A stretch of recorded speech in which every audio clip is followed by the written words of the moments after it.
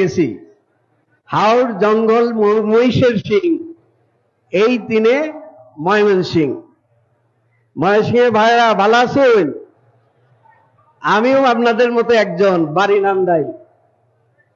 আমরা এতক্ষণ বক্তৃতা শুনছি, আর এত জ্ঞান গর্ব বক্তৃতা আমরা অনেকগুলো বুঝি আবার বুঝি না। তো আজকে আমরা এখানে কেন এসেছি এটা বোঝানোর জন্য, যেহেতু আব্দুল করিম ভাই রেল স্টেশনের সামনে আমাদের কথা বলার সুযোগ করে দিয়েছেন, আমরা সকলে যদি একটা রেলগাড়ি ভাড়া করেছি, সেই রেলগাড়ি ঢাকার দিকে যাবে, আমরা সকলেই টিকিট কেটে রেল চালকের কথা মতো গাড়িতে উঠেছি। হঠাৎ দেখলাম গাড়ির ইঞ্জিন পিছন দিকে ঘুরে নিয়ে রাজশাহীর দিকে যাত্রা করেছে। আমরা প্যাসেঞ্জাররা চিল্লানো শুরু করলাম, রেল চালক সাহেব, আপনার ঢাকা যাওয়ার কথা, আপনারা আমাদেরকে রাজশাহীর দিকে নিচ্ছেন কেন? আজকের এই সবার মূল বিষয় এটুকুই। আমরা জনতার কাছে ফিরে এসেছি। একটা সরকার গঠনের পরেই আমাদের জনতার কাছে আসার কথা ছিল না। আপনি রেলগাড়ি ঢাকার কথা বলে আমাদেরকে রাজশাহী নিয়ে যাবেন, আমাদেরকে পদ্মা নদীতে ফেলে দিবেন, এই চিন্তা করে গণভোটের গণরায়কে আপনি অস্বীকার করেছেন।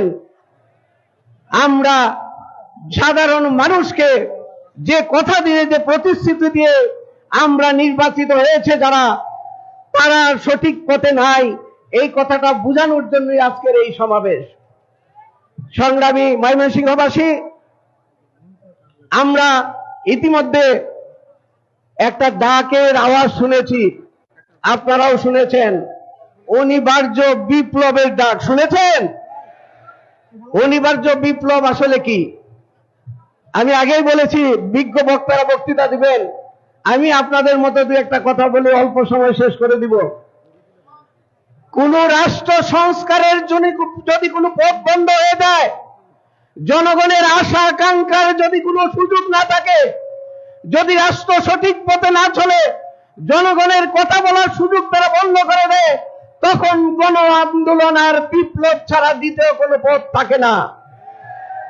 আর সেই বিপ্লবের ডাক দিয়েছেন আজকের বাংলাদেশের আশা এবং ভরসার প্রতীক 11 দলীয় ঐক্যের নেতা, বিরোধী দলের নেতা, বাংলাদেশ জামাতে ইসলামীর আমির ডাক্তার শফিকুর রহমান। আমরা সেই অনিবার্য বিপ্লব স্পষ্ট দেখতে পাচ্ছি। সরকার আমাদেরকে রাজশাহী নিতে চাচ্ছে, আমরা ঢাকা যেতে চাই। আর আপনারা যদি সরকারের কথা না বুঝেন, এই ময়মনসিংহবাসী, তাদের ইতিহাস আছে, আপনার সেই পথকে রুদ্ধ করে ঢাকার দিকে ফিরে নেবে, অন্যথায় আপনার এই মসনদ থেকে থাকবে না ইনশাল্লাহ। এই মহুয়া, মারুয়া,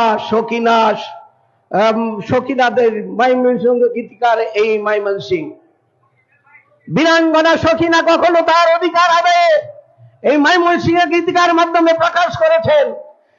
কোথাও অধিকার আদায়ে তারা অন্যায়ের সাথে আপোষ করে নাই।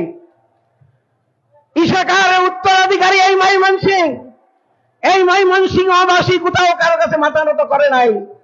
আজকে যে বিপ্লবের ডাক এসেছে, সেই বিপ্লবের ডাকে আপনাদেরকে নিয়ে আমরা আদা করতে পারি।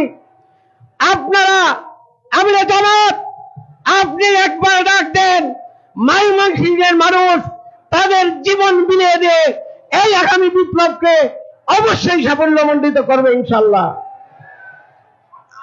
আমি আরেকটা কথা বলি, সংস্কার সংশোধন আমরা একটু বুঝার জন্য বলতেছি, আমি বক্তৃতা দিচ্ছি না। বাংলাদেশের সংবিধান 17 বার সংশোধন হয়েছে, 4 বার হাইকোর্ট বাতিল করেছে, জিয়াউর রহমানের 15ম সংশোধনী বাতিল হয়েছে, এরশাদের 17ম সংশোধনী বাতিল হয়েছে, 13শ সংশোধনী বাতিল হয়েছে, 17শ সংশোধনী বাতিল হয়েছে। হাসিনার পঞ্চদশ সংশোধনীর অর্ধেক বাতিল হয়েছে, অর্ধেক সংসদকে বাতিল করতে বলা হয়েছে। আপনারা সেই সংশোধন করে আবার বাতিলের খাতায় নাম ফোটানোর জন্য এই 24শে জুলাই সৃষ্টি হয় নাই।